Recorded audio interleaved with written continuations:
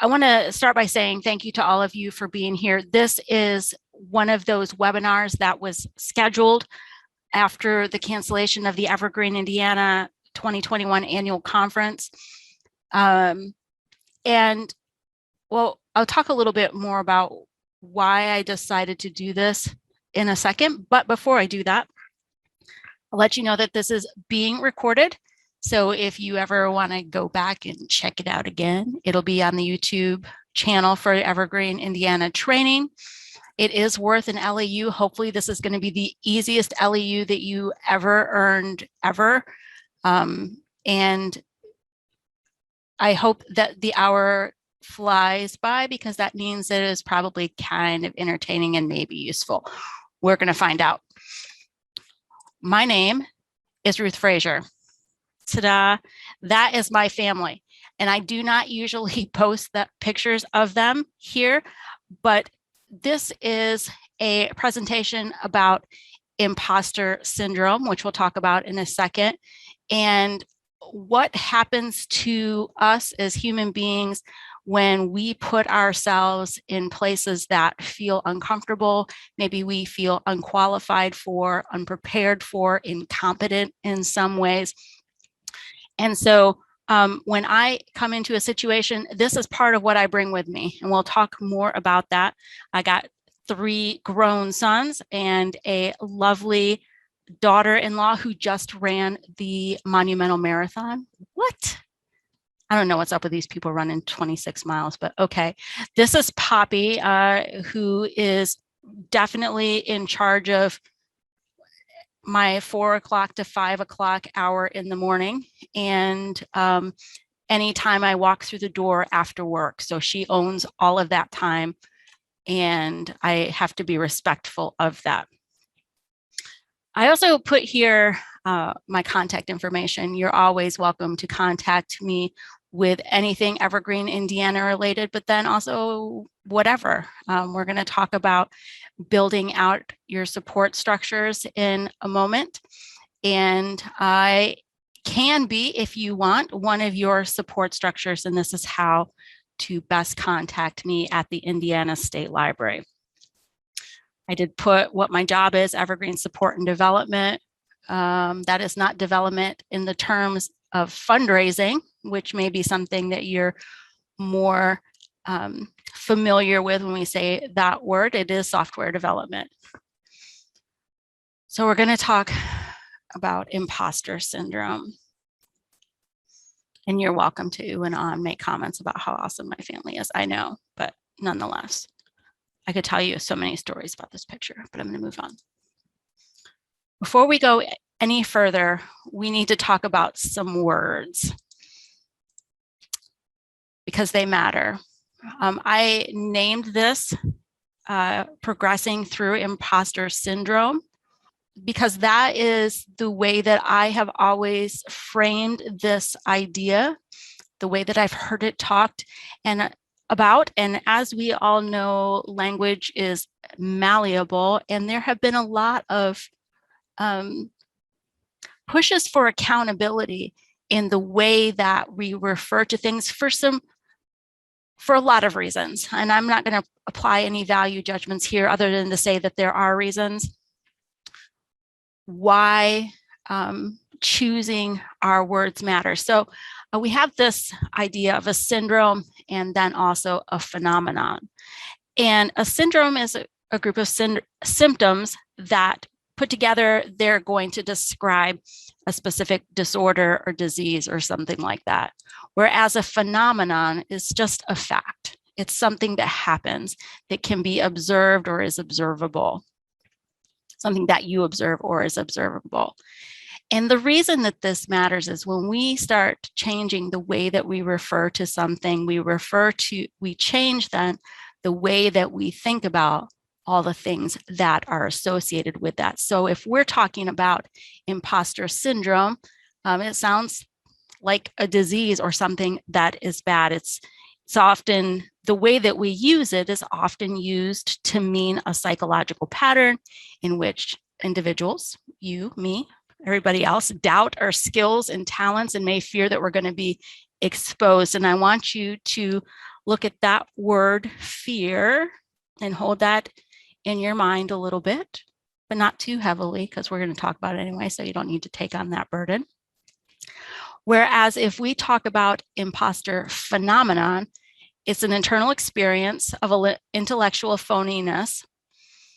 And that's what it is. It is an experience, and it is characterized by this feeling, but it's not a deficiency at all. It is something that happens. As I was, I hate to use the word research, because research to me means a very specific thing in the academic world, but I'm going to use the kind of broader cultural idea of research. I was looking for information about this, not only my own experience. There is a whole body of actual research and writing and opinions and all sorts of things that have to do with this idea of being the person that isn't qualified to be in the spot, but being in the spot anyway.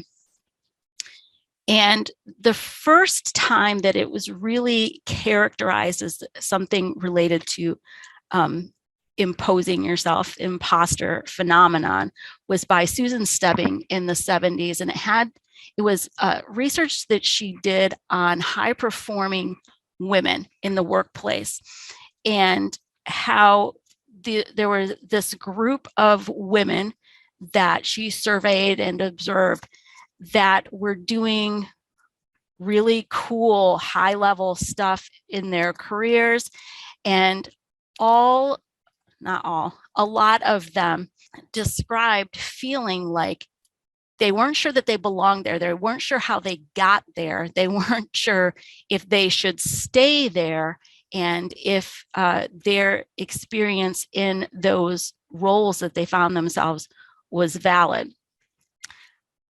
So Susan Stebbing did not actually apply any value judgments to that. This is good, this is bad, this is whatever, because it was a phenomenon saying that this occurred, this is a real thing, I have observed this has been described by others, rather than saying, and I have to imagine in the conversations that I've had with a lot of people, the idea that imposter syndrome is some kind of bad character quality. That is not the conclusion that Susan Stebbing came to. It was that this just exists.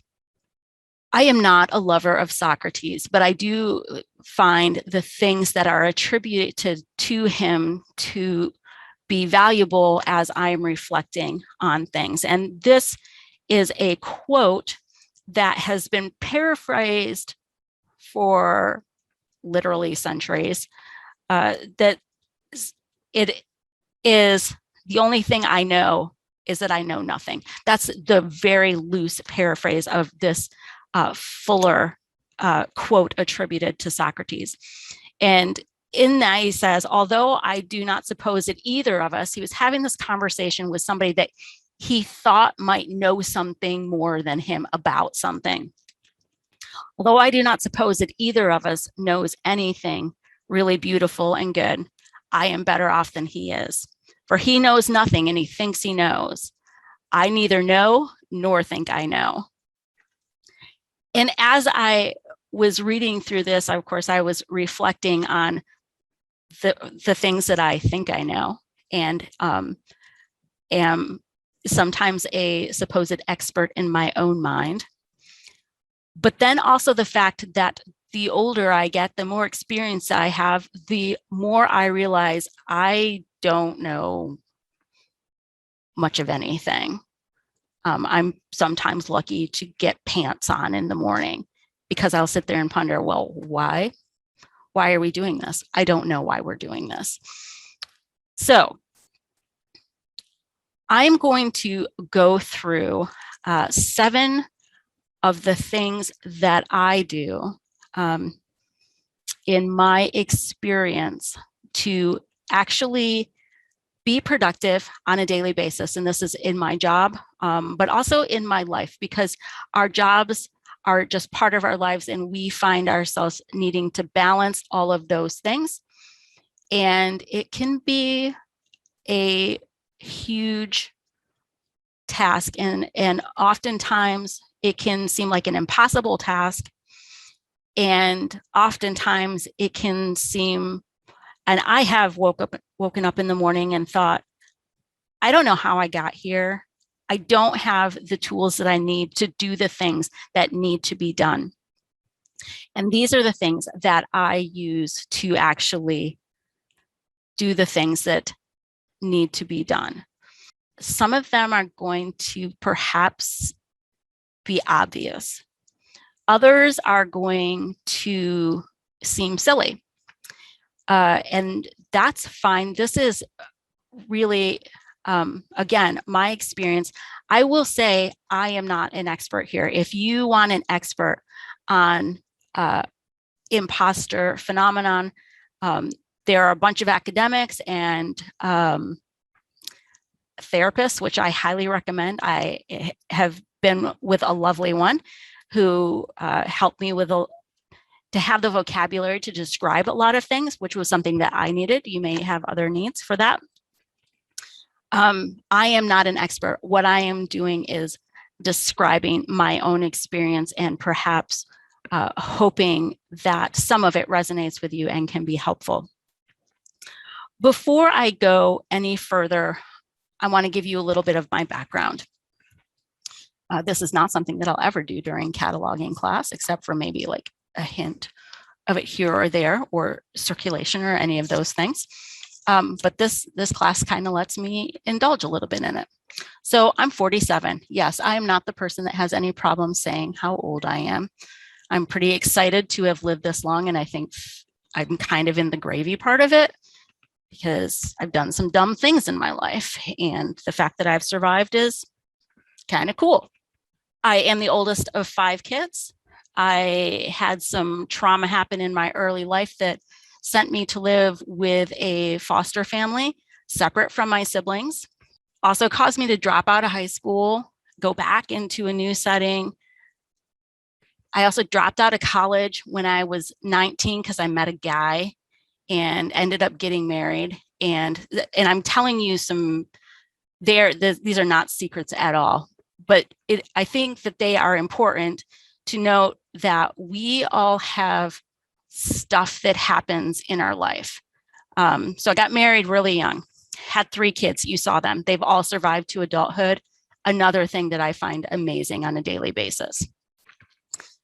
And some other things happened, and I had the luxury of spending a few years at home with my kids and needed to enter the workforce. And I didn't have any qualifications whatsoever other than I had spent a couple years in college, and that qualified me to be a substitute teacher. So I became a substitute teacher for the local school corporation, which worked out good because my kids were that age where we had the same schedule. And I spent a few years in public education thinking, hey, I'm going to become a teacher. Except for this is a funny thing coming from somebody that works at the state library. I really struggle with bureaucracy. And so when I was thinking about, okay, I'm going to go to school, I knew I wanted to finish my degree and then become a teacher, and then ran up against some things at work that said, do you really think you're going to be able to do this long term? And the conversation in my head was like, no, it wasn't. And I talked with some people who were in my support structure at that point and said, I am burning out and need to do something else. And they went above and beyond in my mind. They started like looking at the help wanted section in the newspaper. Remember what that was like back before Indeed and all of those things. And they saw an ad there for the local public library for a assistant program coordinator. And I applied for it. I like libraries. I mean, right? Who doesn't like libraries? And ended up having to do a story time for the actual children's librarian. That was a little bit terrifying, but I was like, okay, you want the job? This is what they want you to do, right? Okay, go ahead and do it. And some other things that I thought were kind of random then, now I understand completely why they had me do them. And I got the job, and it was never anything. I was not like a middle schooler thinking, hey, when I grow up, I'm going to be a librarian. I'm going to work in the children's department or anything like that. Never crossed my mind.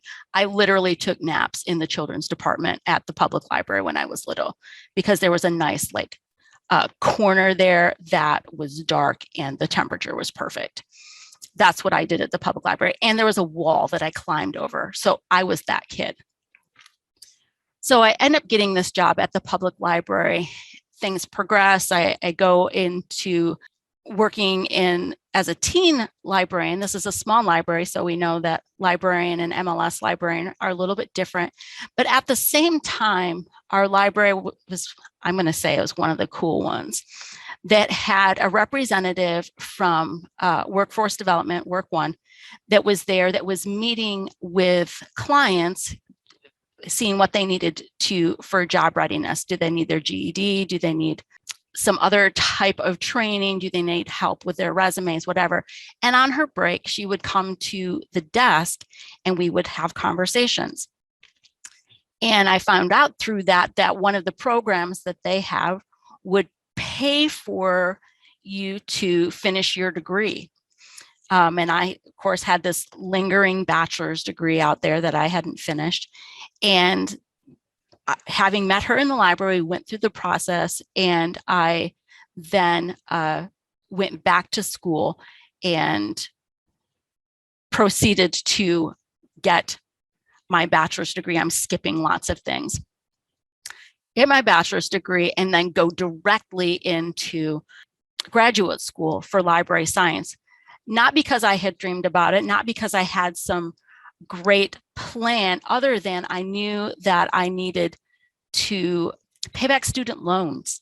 And in order to do that, I was going to need to get a higher paying job. And the key to that was going to be having some type of credentials. And this was in my mind.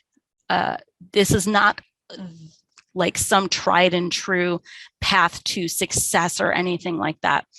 And please, I beg of you, never follow my path, because it will be weird at the very least. So I got my MLS, and I had a conversation with my boss I was at Union County Public Library, and Karen Call was my boss. And she remains in my mind one of the most gracious mentors I've ever had. She recognized that I have some personality. And when I say some personality, I have, I question, I'm the kind of the toddler that said why all of the time and want things to be better. Of course, that's defined by my idea of better. And she said to me pretty bluntly, and I appreciated it at that point rather than taking offense to it, which I've been known to do at other points. She said, "You're going to need to get a job at another library," because she was the director and I was going to essentially be vying for her position, and we liked each other and she did a great job, and there wasn't a place for me at that library anymore. And things happen. I became director at Hagerstown Library. Things happened. Again, skipping many steps here. And so I'm not going to outline how I then got to the state library. There were more things that happened like that. And now I am in a role, having gone from a substitute teacher to working here at the state library, where I coordinate software development projects. I had a phone call this morning where I think I might have sounded vaguely competent about what I was saying. And then also teaching people to do things where I'm not the expert. A lot of people who attend the Evergreen Indiana training classes know more about what I'm talking about. I'm basically just saying, here's the button that you might not have seen. push it here and somebody wrote some instructions over here, just remember that that's over there. And so I am always aware of the fact that I am very rarely the expert on anything in any room that I'm in. And that could stop me from getting just about anything done. So I'm going to go through fairly quickly, but not too quickly, hopefully, these 7 things that I use to get my work done is the best way I can say it. Not just my work, to actually get from waking to sleeping at night without some sense of existential dread all of the time. The first thing that, and this, you will hear this documented in all sorts of processes, is acknowledgement. It does not have to do with anything with judgment. It is just saying, I have observed this in myself. I have observed this around me. It is real. Now we can get into a big discussion about what reality is. Come on. Let's just not right now.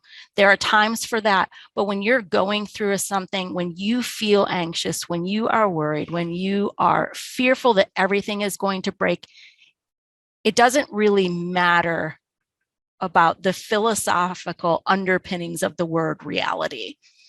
That is a real experience for you, and you get to say, this is what I observe, this is what I'm dealing with. Face those fears. I know this is, to me, this feels very, what is the right word that I want to use here? I don't want you to think that when I say face fears that I am being flippant about that. This was a hard thing. I have it as number 1, and you would think that I would go in kind of easy on it. This is perhaps one of the hardest things. But keep these things in mind. It is a very normal human thing to fear the unknown.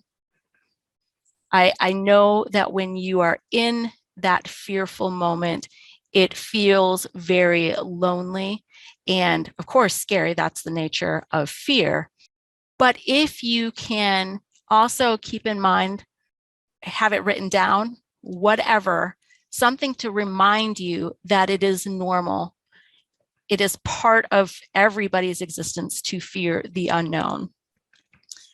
And that fear can be a tool. It is. I mean, if you are out in the middle of a forest and it is dark and you hear weird things and you are afraid, that's good, because there could be things in that wood that can eat you.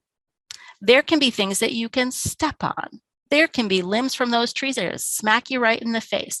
And so fear, in this case, is a tool because it makes you more aware of your surroundings. It helps you pay more attention to things that you might have taken for granted or overlooked before. And it is not a deficiency. It is an important part of our experience. The trick is being able to have fear and also move forward while you're in there, because one of the things that fear can do is that it can paralyze us, or it can make us run the other way, which in some cases, running the other way is the right thing to do. But before you run the other way, before you are paralyzed, there is this idea of taking inventory. I don't know why I had 2 quotes that were attributed to Socrates, but I do. The unexamined life is not worth living. Okay, I will take issue with that. I believe that life is mostly worth living. Again, another existential conversation we won't have today. But if we are not reflecting, if we are not examining, we miss a lot of opportunities to experience really awesome things and to be involved with things that perhaps we would have missed if we did not participate in that examination. When I think about inventory, I think, first of all, tell all the librarians in here we're not talking about their collections. That's the first thought that I had. I'm not talking about your collections, at least not in your library. I'm talking about the collection of your existence, which is knowing the lay of the land. What are your goals? These could be very broad. These could be very narrow. They could be work, home, whatever associated, but what are your goals?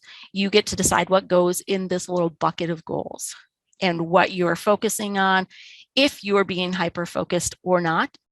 Again, that's up to you. This is your inventory. What are your expectations? I should have put on this slide your expectations. We have lots of expectations that we either get directly from other people or that we perceive are coming from other people. That can't really be part of our inventory unless it must be part of our inventory. And I would say that if it must be part of your inventory, there needs to be some other questions that are asked. We want to focus on your experience because you're the one that's dealing with this imposter phenomenon. What are your expectations? Some of those are things that you can get at really easily. You say, I expect my children to show up for Thanksgiving. I don't, by the way. They're all over the place. I expect someone to use my initials in when they're referring to me professionally, et cetera, et cetera. I could go on and on. What are your expectations? Again, this is not the point where we apply any judgment to any of this stuff. It is a very natural thing to get at some of these lists and say, well, that's bad. And we then start spending all of this time deciding what is allowed to be on the list rather than what is actually on the list. This is taking an inventory. You can deal with whatever is there later. What are the pitfalls that you may face? Again, these are your perception of what the pitfalls are. I wanted to say, what are the real ones and what are the perception? It's all real at this point. I mean, if it's something that you believe is there, it is something that is going to affect you, whether or not it can be mitigated in some way. Who knows? But again, we're taking inventory at this point. What is your experience? Meaning, what have you been through? Whether it pertains to the goals and the expectations and the pitfalls or not. Again, this is going to all go into the reason for doing this inventory for you. Is this a specific or broad goal or whatever? But what is your experience? You could utilize in here what is your expertise, but we don't want to get hung up on the idea of being experts at all. And then what are your resources? Resource being time, space, money, books, whatever. What are your resources that go into this inventory? One of the things that I did not mention here, but I'm going to mention right now, seriously, 30 seconds later, are people resources. We're going to talk about people in a moment, but they definitely go into this inventory. I do also want to take just a moment here. I'm going to go into strategy in a second to say that this is not an in order step-by-step thing of what you do. This is something that you can pull different steps out of if you want to from time to time, but then also customize, add to, make it work for you. Again, these are the things that I do. I don't do this in this order. I say, today I need to do inventory because I'm feeling like I don't know what I have available to me. When we get to it, or we talk about networks, today I need to foster some relationships here because I feel like they have somehow been lagging. Maybe I am not paying into this relationship like I should be. Maybe I'm only taking from it. Maybe I need to ask this person a question or something like that. So it's going to depend on, for me, it's situational. The third piece of this for me is strategizing. And this quote by Lao Tzu is something that I say to myself all of the time. I kind of modify it a little bit to say, I really don't know exactly how long this journey is going to take, but it's going to start with this step. So that I am basically saying to myself, you're taking a step right now, and don't focus on where you're going other than maybe have some like directional cues, but get going. And the only thing you need to worry about right now is this first step, because we are going to, on whatever journey we are on, bring our baggage. I know that it is a popular thing to say that we shouldn't bring along our baggage. We should get rid of our baggage. We should not impose our baggage on other people. We should whatever with that. The fact of the matter is, we take our own selves into everything that we do, everywhere we go, every relationship we have, every task that we attempt, we take ourselves.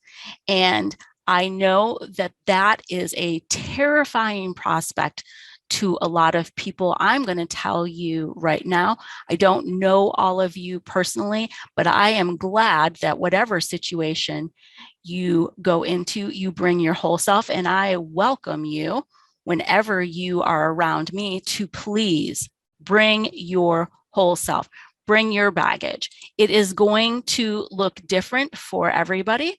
I got this pile of bags here. You are not bringing it with you. You don't have to dress it up to impress anyone. You're bringing it for your own self, carrying your stories and your experience and all your expectation. The knowledge of your inventory is what goes there. This is not a bad thing. But it does require some evaluation and some honest evaluation. We're also going to, in a moment, talk about cups of grace. It requires cups of grace. As you are bringing your baggage, just like when you're packing for a trip, it is good to ask yourself questions. Am I going to need this sweater in Florida? Maybe you do need that sweater in Florida, but it's good to ask the question, right? In this case, practicing, is this true? This is something I do all the time. I am a very emotional person. I do make some snap judgments about myself and about others at times. And so to counteract that, because that could define the narrative, and I don't want my narrative to be rushed, because I find that it tends to be inaccurate.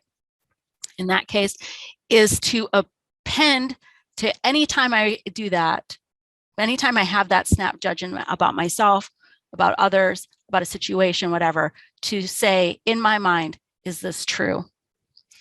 And if I don't know immediately if it's true, sometimes, and I catch myself in a bunch of lines of BS.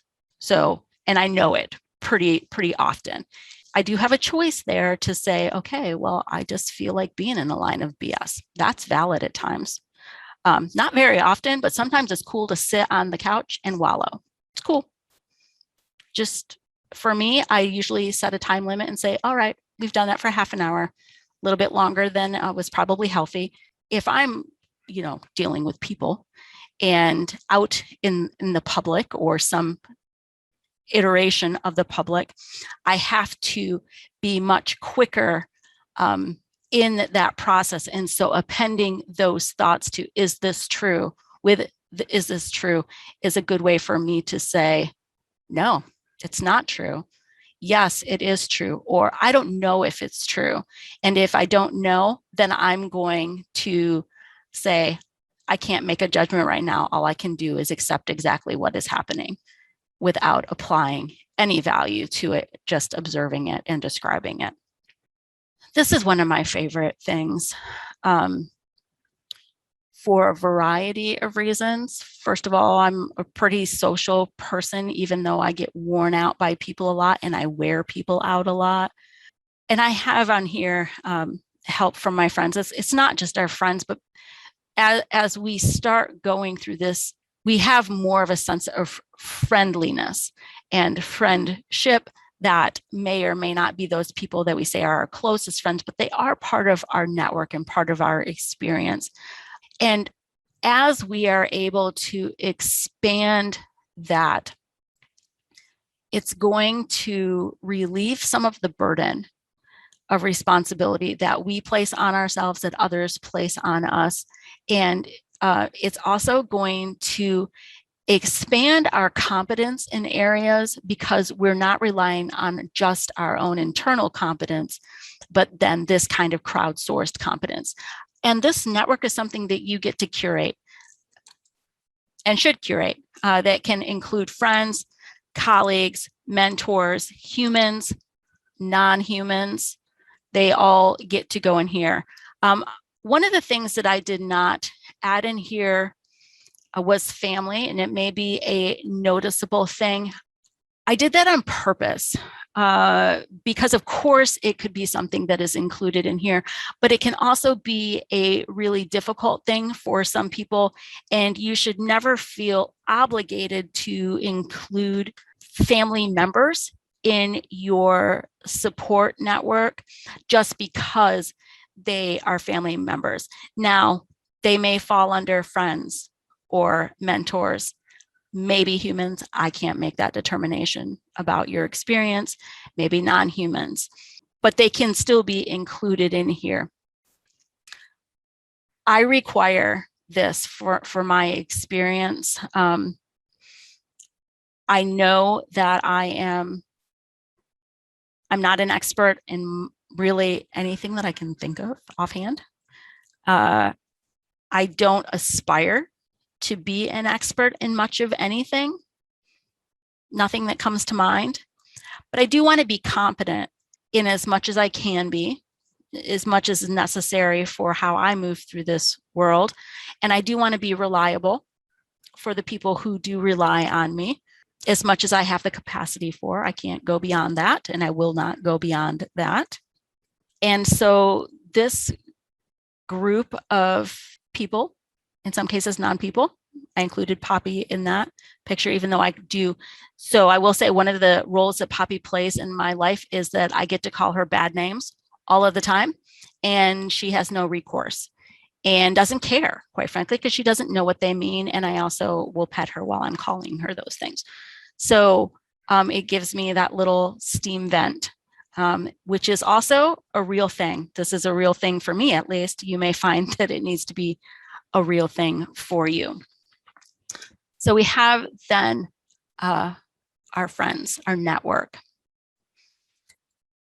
And then we also have this mindset. This can be a toxic mindset. I'm going to say that right here. I am very mindful that telling somebody to keep going can break them. And even when you're saying it to yourself, keep going, you can break yourself doing that.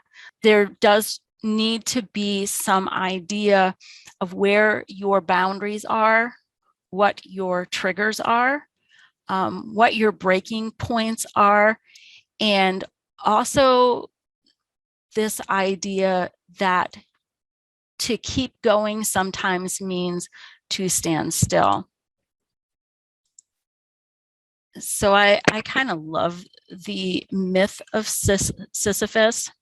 I kind of don't love the essay by Camus about the myth of Sisyphus, because one does not have to imagine that he's happy. But in this whole mythology of this dude pushing a stone up a hill, gets to the top, stone rolls down, next day does it again, right? There is this never-ending idea that it's all work. And as I have on here, work is hard work. And second point, it is hard work for everyone. But within that, there is a point where Sisyphus also gets to stand still. He gets to slide back in some cases. He gets to stand off to the side of that rock while it plummets all the way back down because he didn't quite make it to the top.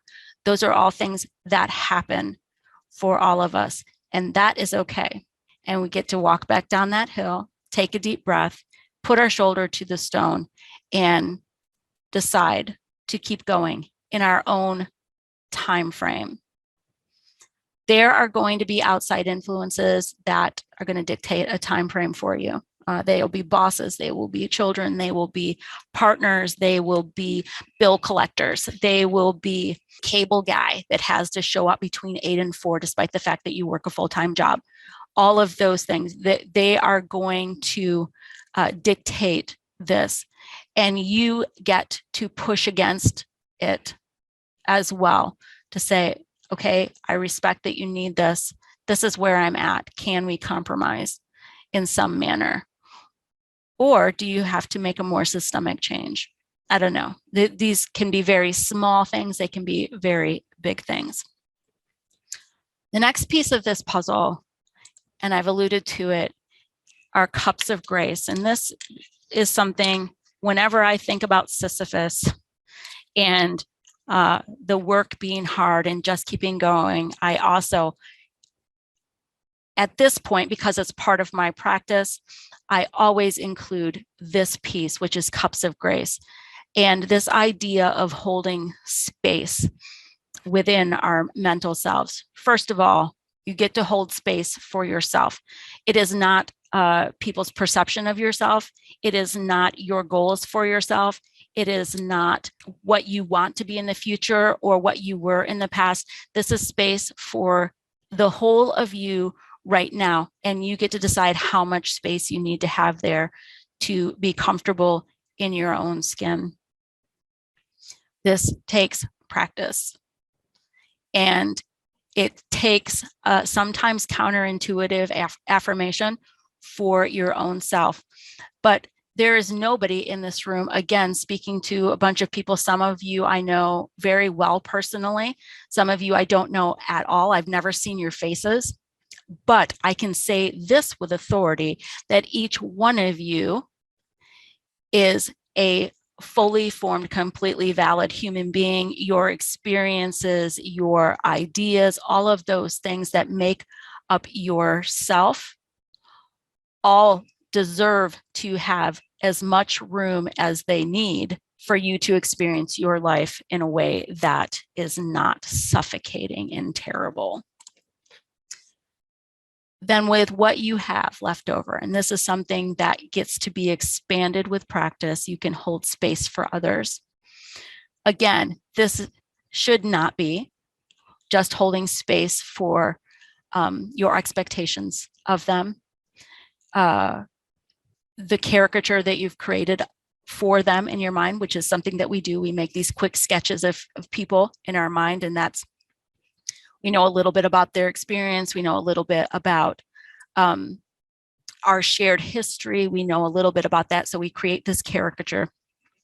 The space that we hold for them needs to be bigger than that, because it needs to allow for us to learn more, and it needs to allow for them to be more than we have anticipated them being. Also, for disappointment, I have a dear, dear, dear, dear friend, the dearest friend that I have, who at one point, this is a person who I still value their perspective on everything in my life. But they blamed me for having expectations when I expressed disappointment. And it felt right at that point, right? Like, if I don't have expectations, I won't be disappointed, except for I was still disappointed.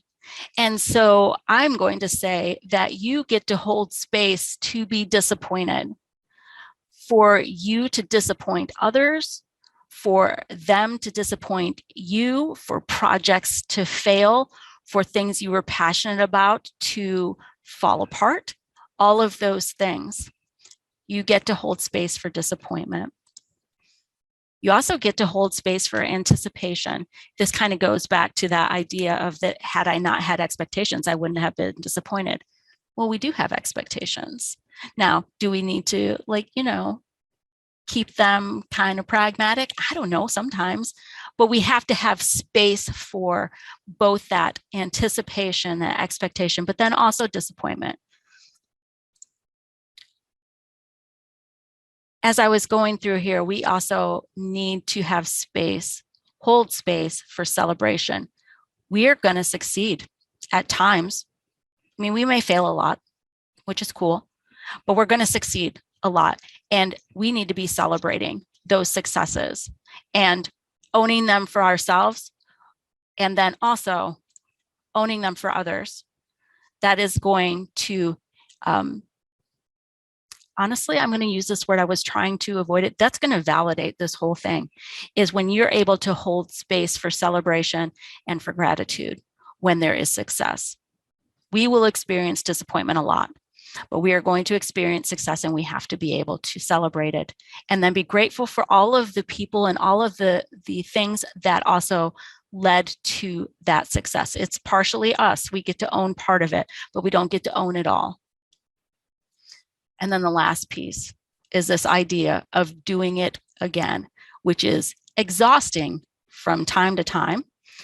And this, like the idea of where we keep going, these are the two, for me, these concepts are the two most exhausting, because there's time when I just want to not. Again, this comes back to the idea of us being able to dictate our boundaries and our timeline. In some cases, we have to negotiate it, but seriously, we're going to do it again. We're going to take inventory again. We are going to acknowledge that we're afraid again, that we're embarrassed again, that we don't feel like we belong again. We're going to acknowledge that. We're going to strategize. We're going to build our network. We're going to actually invest in those people around us, whether it be a kind word, a little note, spending an afternoon at their house, having dinner when you don't feel like it, whatever. You don't have to do this all the time, but there are times when we're going to be investing in that group. We're going to keep doing this over and over again. There is not a finish line for this. Well, okay, so there is the quote, "I'll sleep when I'm dead." Okay, that's the finish line here. Until you don't have anything to do anymore, we're going to keep going. We might become experts. Could happen. They say 1,000 hours in a skill is what is required to get to an expert level, but we might not. In the meantime, we're still going to get a lot of things done. This is not about producing things, though.